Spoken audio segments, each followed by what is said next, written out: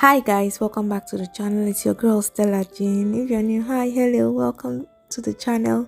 Please don't forget to hit the subscribe button and the notification bell so that you'll be updated anytime I upload. So today I'm going to show you how I created this look, this gorgeous look. If you want to see how I achieve it, please do keep on watching. So we start up first with primer. We have to prime. And this is, I've done my facials already. I've primed, I have moisturized and all before I go in with the primer. Then I'm going in with the powder since I don't have oil control and I produce so much oil on my skin. So when I don't have oil control, I use this loose powder to set it in. Then I'm mixing those two foundations,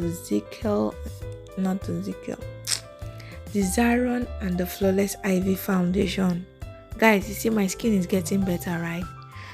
If you have a good skin, don't go and join the bandwagon of skincare routine. That is what I did, and I'm regretting it till now. So I'm going in now with my contour. When I want my makeup to last longer, I use my liquid contour, because powdered contour, it will show up but it doesn't last, but the liquid one stay up all day. It doesn't fade away like the powdered one.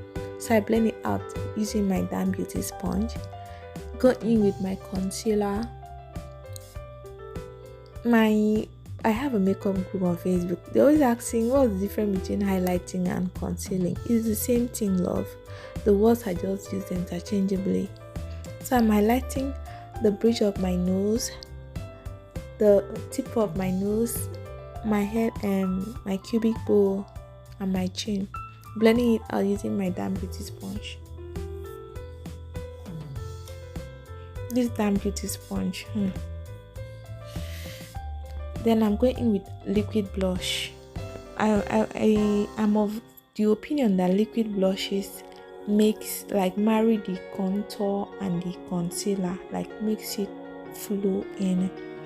Then I go in to set my other areas I highlighted using my Flawless Ivy powder in banana. I'm just setting now. I'm not baking. Set first. If you want to bake, you can bake later. Then I'm setting all the places I contoured.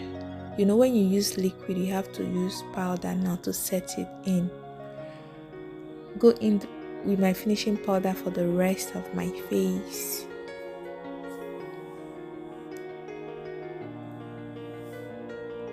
So onto the brows. People always underestimate how combing out your brow hair is.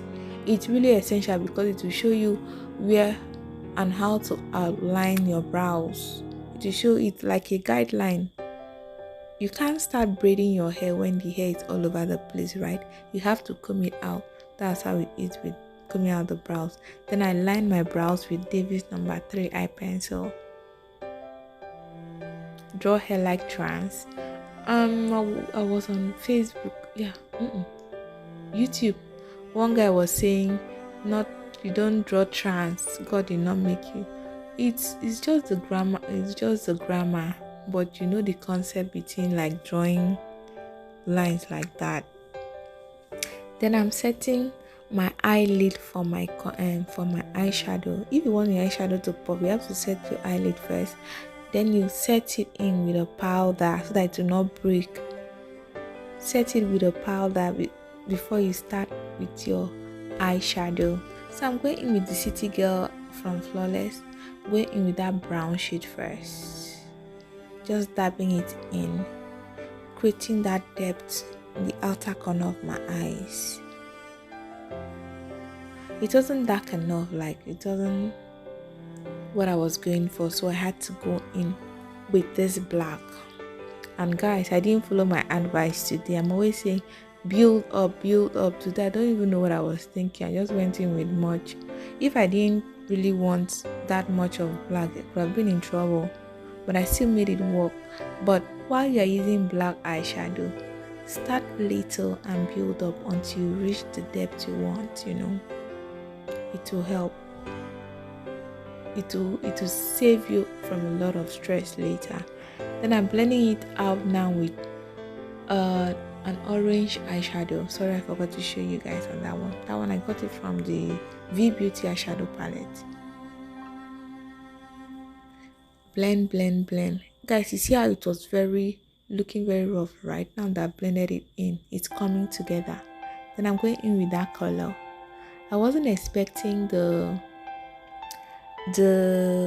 outcome I got, but I was quite impressed because some eyeshadow, it will look different on the palette, then when you apply it on the eyes, it's looking different. So this one I was quite impressed. If you want your if you want to line your waterline in a certain color that you don't have, you go in with a white liner. When you line it in, then you use that color of your preferred choice from your eyeshadow. You pat it in. That's how I got that gorgeous color on my waterline. Then I'm setting my blush. I said let me blush some more. Go in with my classic lash glue. Apply it. Guys, I'm always swearing on this one. If you want easy access of applying your brows and your lashes, use this method and thank me later. To save you a lot of stress. And I'm using this one because I'm using classic. I don't like using that black bond because the black bond always took off my normal lashes when I'm removing it, so I like using classic. Now I'm going in with this lippy because it's matte. I wanted something matte for my lips, and my eyes is really busy, so I don't want my lips to be busy.